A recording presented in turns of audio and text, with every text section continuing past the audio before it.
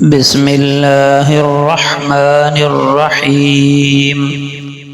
میں نے اس سے پوچھا مسجد کیوں نہیں جاتے؟ بولا میرے لیے ہدایت کی دعا فرمائیں۔ میں نے کہا ٹھیک ہے تم کل کام پر مت جانا۔ بولا وہ کیوں؟ میں نے کہا میں تمہارے رزق کے لیے بھی دعا کر دوں گا۔ اس دوسری بات کا وہ قائل نہیں ہوا، البتہ پہلی بات کا مجھے مسلسل قائل کرتا رہا۔ بہت زیادہ مضبوط دکھائی دینے کا ایک نقصان یہ بھی ہے کہ لوگوں کو کبھی یہ خیال بھی نہیں آتا کہ آپ کو بھی تسلی کی ضرورت ہو سکتی ہے۔ کسی سے بدلہ لینے کا مزہ 4 دن رہے گا، لیکن کسی کو معاف کر دینے کا مزہ ساری زندگی رہے گا۔ خوبصورتی کا دار و مدار انسان کے چہرے کی خوبصورتی پر نہیں، بلکہ حقیقی خوبصورتی یہ ہے کہ انسان کی عقل، اس کا دل اور سب سے بڑھ کر اس کی روح خوبصورت ہو۔ اگر تعلق میں اداکاری نہیں بلکہ وفاداری کا معاملہ رکھا جائے تو ہر رشتہ بہت انمول ہو سکتا ہے۔ اپنے لیے جینے والا صرف ورکر ہوتا ہے، دوسروں کے لیے جینے والے کو تقدیر لیڈر بنا دیتی ہے۔ کبھی آپ نے معاشرے کا منافق پن دیکھا ہے؟ اگر نہیں دیکھا تو امیر اور غریب کی فوتگی پر، قبر کھودائی پر آدمیوں کی تعداد میں فرق دیکھ لینا۔ زندگی کے 4 بہترین استاد: خالی جیب، ٹوٹا ہوا دل، لوگوں کی بے رخیاں، ناکامیاں۔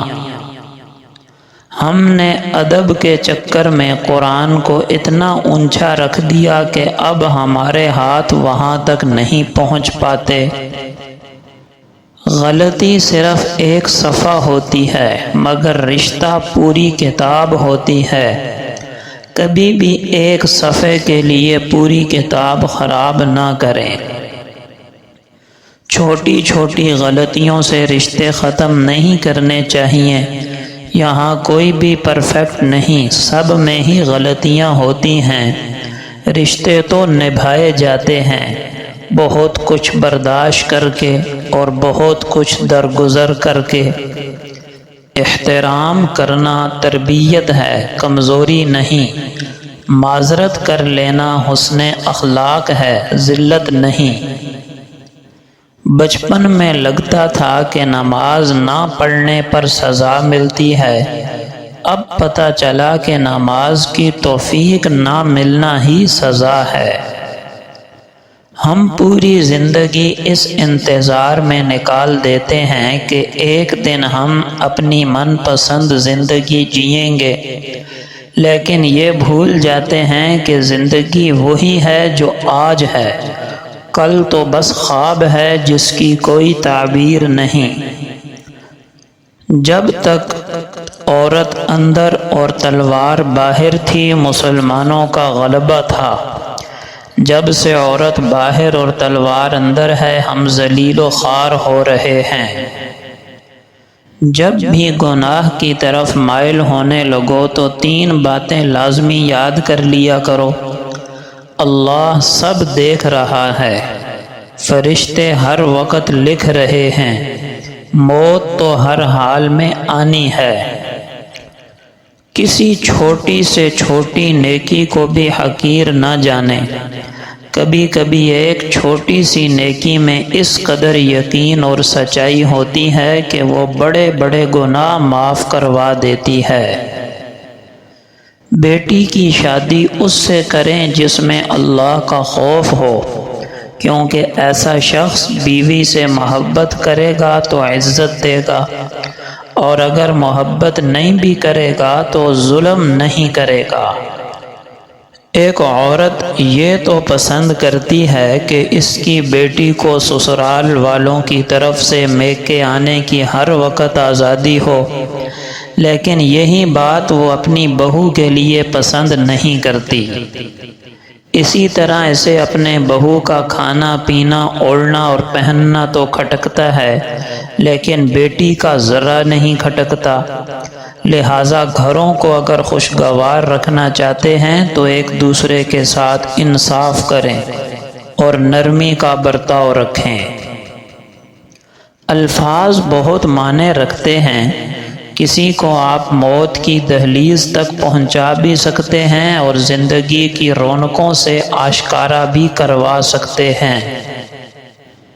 آپ مثل پھول بن جائیں، جہاں سے گزریں اپنی خوشبو بکھیرتے جائیں۔ اپنے بچوں کی شادیاں جلد ہی کریں، کیونکہ جب انسان کو بھوک لگتی ہے اور جب اسے حلال رزق نہیں ملتا تو وہ حرام کھانا شروع کر دیتا ہے۔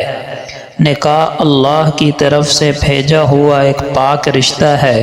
شادی ایک ضرورت ہے کسی بھی نوجوان مرد اور عورت کے لیے۔ باپ جہیز جمع کرتے کرتے بوڑھا ہو جاتا ہے اور بیٹی 30 سال گھر پر بیٹھی رہ جاتی ہے۔ بیٹا گھر بناتے بناتے 35 سال کا ہو جاتا ہے۔ اسی بے جا رسم و رواج نے سنت نکاح کو مشکل اور زنا کو آسان کر دیا ہے، جس کی وجہ سے نوجوان نسل زنا کی دلدل میں پھنستی جا رہی ہے۔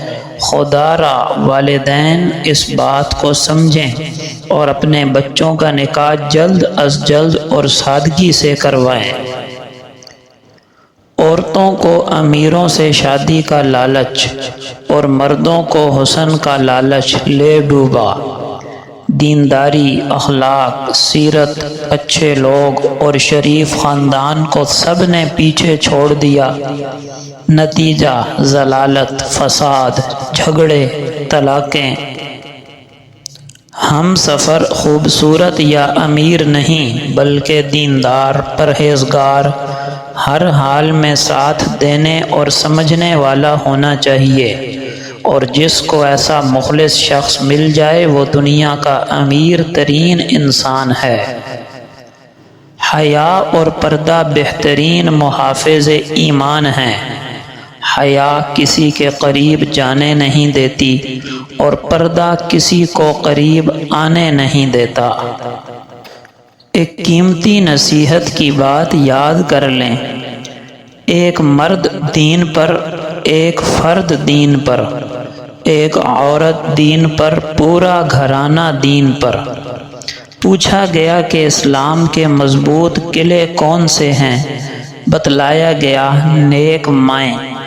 تب سے غیر مسلموں کا ہدف مسلمان خواتین ہیں۔ جب خواتین نیک ہوتی تھیں تو بچے امام بخاری، صلاح الدین ایوبی جیسے پیدا ہوتے تھے۔ آج کی خواتین کا حال یہ ہے کہ نماز میں کتنے اعضاء چھپانے کا حکم ہے یہ بھی نہیں پتہ۔ عورت کے لیے اللہ کے کیا احکامات ہیں نہیں پتہ۔ میاں بیوی کے حقوق کا نہیں پتہ۔ کن عورتوں پر لعنت کی گئی، جہنم میں عورتوں کی کثرت کیوں ہے نہیں پتہ۔ جنتی عورتیں کون ہیں نہیں پتہ۔ اگر سارا دن موبائل ٹی وی پر گزرے گا تو بچے بے نمازی اور بے ادب ہی پیدا ہوں گے۔ خدا کے لیے دین سیکھیں۔ یاد رکھیں تعلیم جس عورت کو سمجھ آ جاتی ہے وہ سادگی اختیار کر لیتی ہے، اور جس کے سر سے گزر جاتی ہے وہ ماڈرن بن جاتی ہے۔ ایک شخص نے رسول اللہ صلی اللہ علیہ وسلم سے سوال کیا کہ آپ اس شخص کے بارے میں کیا فرماتے ہیں جو کسی بزرگ سے محبت کرتا ہے مگر عمل کے اعتبار سے ان کے درجے تک نہیں پہنچتا؟ آپ صلی اللہ علیہ وسلم نے فرمایا، ہر شخص اسی کے ساتھ ہوگا جس سے اس کو محبت ہے۔ رسول اللہ صلی اللہ علیہ وسلم کا پاک ارشاد ہے، جس بندے نے کسی مسلمان کو کپڑا پہنایا وہ یقیناً اس وقت تک اللہ کے حفظ و امان میں رہے گا جب تک کہ اس کے جسم پر اس کپڑے میں سے کچھ بھی حصہ باقی رہے گا۔ حضرت عثمان رضی اللہ عنہ فرمانے لگے کہ مجھے اپنے رب تعالی سے حیا آتی ہے کہ مجھ پر ایک دن گزر جائے اور میں اپنے رب تعالی کا عہد یعنی قرآن کریم دیکھ کر نہ پڑھوں۔ آپ صلی اللہ علیہ وسلم کا پاک ارشاد ہے، اگر تم گناہ کرو یہاں تک کہ تمہارے گناہ آسمان تک پہنچ جائیں، پھر تم توبہ کرو تو اللہ تعالیٰ ضرور تمہاری توبہ قبول کرے گا۔ آپ صلی اللہ علیہ وسلم کا پاک ارشاد ہے، جو شخص عشاء کی نماز جماعت کے ساتھ پڑھے اسے آدھی رات کے قیام کا ثواب ملتا ہے، اور جو عشاء و فجر دونوں نمازیں جماعت کے ساتھ ادا کرے اسے ساری رات کے قیام کا ثواب ملتا ہے۔ آپ صلی اللہ علیہ وسلم کا پاک ارشاد ہے، جو شخص باجماعت نماز فرض کی ادائیگی کے لیے چل کر جاتا ہے اس کا یہ عمل حج کی طرح ہے، اور جو نفلی نماز کے لیے چل کر جائے اس کا یہ عمل کامل عمرے کے مثل ہے۔